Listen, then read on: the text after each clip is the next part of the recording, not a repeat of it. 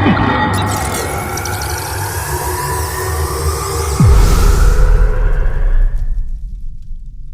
¿qué pasa? ¿Cómo estamos? Aquí estamos en un nuevo vídeo. Hoy me voy al segundo día de Nules, de la fiesta de San Bartomeu, con un torazo, bueno, que estuvo bastante bien.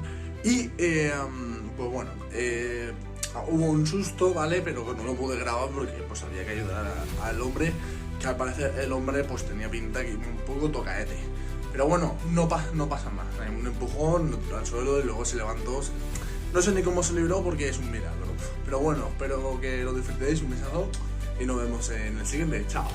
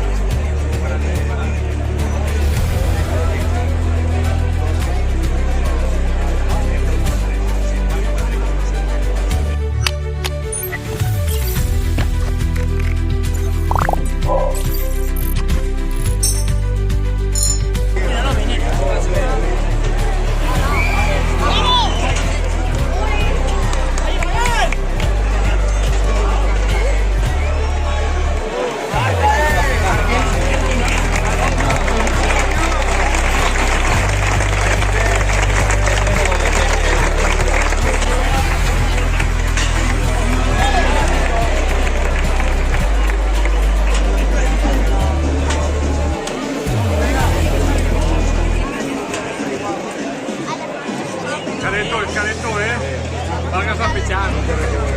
Andiamo là. Pegarte un po'.